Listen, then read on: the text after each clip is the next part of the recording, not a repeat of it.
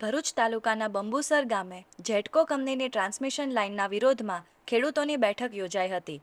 આ બેઠકમાં બંબુસર ઉપરાંત આસપાસના ગામોના ખેડૂતો મોટી સંખ્યામાં જોડાયા હતા। બેઠક દરમિયાન ખેડૂતો દ્વારા સરકારના જીઆરને ખેડૂત વિરોધી ગણાવી વિરોધ વ્યક્ત કરવામાં આવ્યો હતો। ખેડૂતોનો આક્ષેપ છે કે સરકાર દ્વારા જીઆર અંગે સાચી અને સંપૂર્ણ માહિતી આપવામાં આવી રહી નથી, જેના કારણે ખેડૂતોમાં અસંતોષ વ્યાપી રહ્યો છે।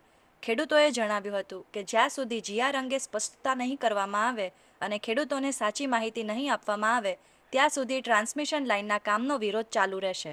સાથે જ ખેડૂતો સરકારના નિર્ણય સામે કાયદેસર અને લોકશાહી રીતે લડત આપવાનો નિર્ધાર વ્યક્ત કર્યો હતો।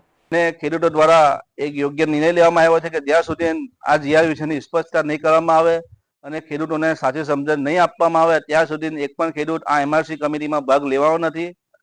હાલની પરિસ્થિતિએ ખેડૂત જે જીઆર છે સરકારનો એ અમને ખેડૂત વિરોધી લાગી રહેલો છે।